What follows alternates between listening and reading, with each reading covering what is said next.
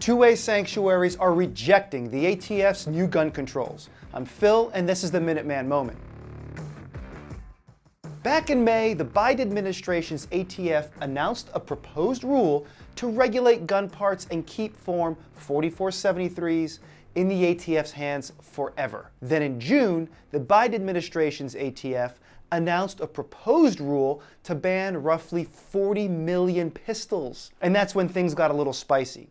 On June 9th, Texas Attorney General Ken Paxton sent a letter to the Bureau of Alcohol, Tobacco, Firearms, and Explosives opposing the ATF's June 7th proposal to require federal registration of firearms with attached stabilizing braces. He wrote, "I strongly disagree with the recent notice of proposed rulemaking. The new federal registration requirement would not only be time-consuming and cumbersome, but also places an additional and unnecessary expense on Americans exercising a basic constitutional right.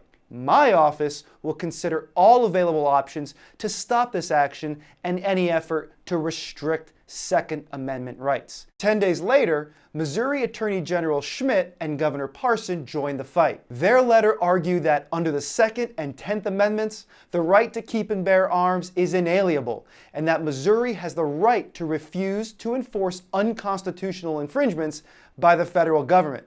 Gee, thanks! The letter ends with, "We will fight tooth and nail to defend the right to keep and bear arms protected by the Second Amendment, the Missouri Constitution, and the Second Amendment Preservation Act. We will not tolerate any attempt by the federal government to deprive Missourians of this critical civil right. Patriots! Missouri is full of patriots." And let me know in the comments below if you've ever been to Branson, because I've always wanted to go. Anyway, this has encouraged an ongoing movement in Washington, D.C. On the same day that Biden announced that the ATF, or is it AFT? The ATF. Would have a zero-tolerance policy with FFLs. It's zero tolerance for gun dealers who willfully violate key existing laws and regulations. Representative Chip Roy of Texas and his Texas colleagues urged Governor Abbott to fight Biden's radical gun control agenda by using Texas's new Second Amendment Sanctuary Law. Congressman Roy said, "We would support any efforts you can take under Texas's new Second Amendment Sanctuary to prohibit state funding from flowing to any Texas agency or political subdivision that attempts in any way to assist in enforcing President Biden's offensive, tyrannical gun control agenda.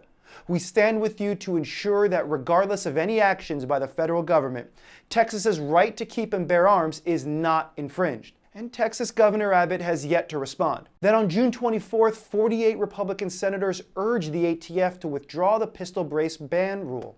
Senator Collins and Porton were the only Republicans not to sign. Anyway, Senator McConnell actually said, "Federal law enforcement should focus on the criminals committing violent crimes in American cities, not on law-abiding gun owners. That the Department of Justice cease its efforts to restrict the use of common pistol brace devices by lawful gun owners.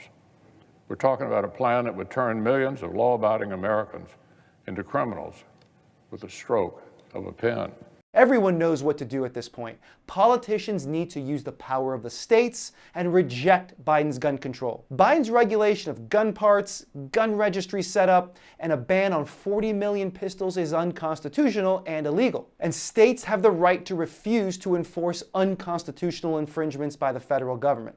So let's actually put our Second Amendment Sanctuary Ordinances to work. Here's what we need next from elected officials. Governors need to issue proclamations to reject infringements on the right to keep and bear arms like they did in Nebraska. Attorneys general need to issue memos of prosecutorial discretion and non-enforcement regarding ATF's new proposed rules. If Obama's DOJ can do this with cannabis, AGs can do it with guns. Fair's fair.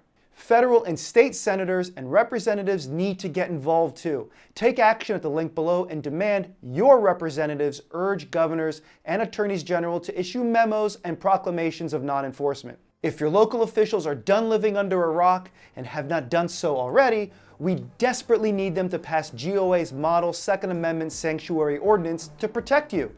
Now, get out there and fight back. That's it for today. I'll see you next time.